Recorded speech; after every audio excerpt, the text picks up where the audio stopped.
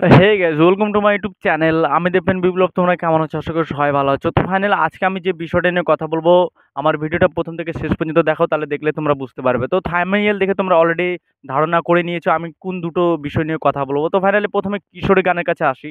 তো কিশোরী গান সব থেকে এই বছরের সব থেকে মাচ অ্যাওয়ার্ডেড রোমান্টিক সং, যেটা এখনো পর্যন্ত ভাইরাল, এখনো পর্যন্ত খুব পপুলার সং, সেটা কিশোরীর ভিউজ কত হয়েছে সেটা বলছি তোমাদেরকে। সব থেকে লাইফ টাইম এখনো পর্যন্ত যেটা কিশোরের ভিউজ হচ্ছে 100 মিলিয়ন কমপ্লিট করলো গতকালকে। এবং ভিডিওটা আমি আজকে বানাচ্ছি, ভিডিওটা আমি রাতে বানাতে পারতাম।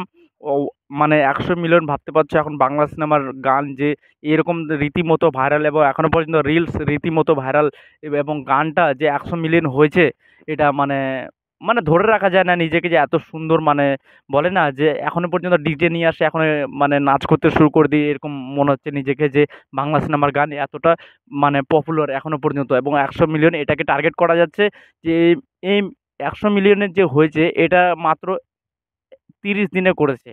আমার কথা বলতে একটু নার্ভাস ফিল করছে, সেই জন্য এরকম মনে হচ্ছে। এই জিনিসটা কিন্তু 30 দিনে কমপ্লিট করেছে, মানে 1 মাসে 100 মিলিয়ন করেছে। তার মানে 2 মাসে 200 মিলিয়ন করবে, তার মানে 200 মিলিয়ন। আমি কথার কথা বলছি, 2 মাসে 150 মিলিয়ন যদি করে, তার থেকে এই গানটা অনেক অনেক মানে সব থেকে রোমান্টিক সং যে এই ধরনের হতে পারে, এবং এই ধরনের যে সাকসেস এনে দিতে পারে। যে বাংলা গান, আমরা জানতাম যে বাংলা গান এতটা ভাইরাল হয় না, এবং তুফান যে মুভিটা বের হয়েছিল বাংলাদেশে শাকিব খানের, সেই গানগুলো ভাইরাল হয়েছিল, কিন্তু এখনো পর্যন্ত কিশোরী সব থেকে লাস্ট ভাইরাল সং এখনো পর্যন্ত কিশোরী 100 মিলিয়ন কমপ্লিট করেছে। তোমাদের কীরকম লেগেছে? এবং তোমরা যে না গানটা শুনে থাকো, অবশ্যই তোমরা কিশোরী সং তোমরা ইউটিউবে সার্চ করো, তোমরা অ্যাভেলেবেল পেয়ে যাবা। তো দ্বিতীয় আমি যে বিষয়টা নিয়ে কথা বলবো, সেটা হচ্ছে তোমাদের রঘু ডাকাত সিনেমাটা। অনেকে জানো, দেবভেনরাও তো অবশ্যই তোমরা সোশ্যাল মিডিয়ায় সবসময় খবর রাখছো যে রঘু ডাকাত সিনেমাটা মুহূর্ত হয়েছে কি না। আর যারা সোশ্যাল মিডিয়ায় এখনো পর্যন্ত খবর রাখোনি এবং তোমরা জানো না যে রঘু ডাকাত সিনেমার খবর কি, কবে শুটিং শুরু হবে না কি, কিন্তু আমি তোমাদেরকে কিছু ভিডিওতে বলেছিলাম যে কারা কারা অভিনয় মানে তাদেরকে অভিনয় করার জন্য কাস্টিং করা হচ্ছে।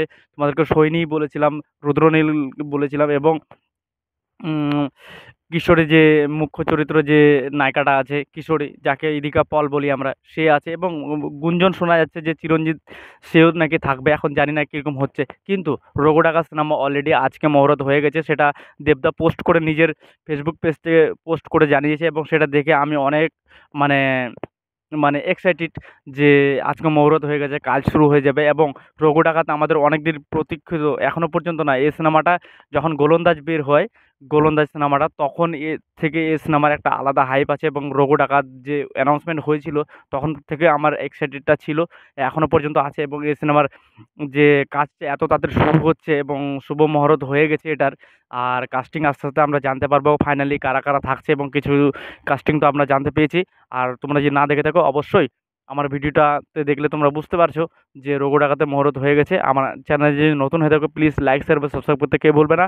আর অনেক কিছু আপডেট তোমাদেরকে দেবো, অনেক ভিডিও আসবে আমারটাতে, তো অবশ্যই আমার চ্যানেলকে সাবস্ক্রাইব তো করবেই। আর রঘু ডাকাতের মুহূর্ত হয়ে গেছে, আমি অনেক এক্সাইটেড। তোমরা কতটা এক্সাইটেড আমাকে কমেন্ট এবং শেয়ার এবং সাবস্ক্রাইব করে অবশ্যই জানাও আমাকে, তাহলে আমি বুঝতে পারবো। তো ভালো থাকবা, টাটা, টেক কেয়ার।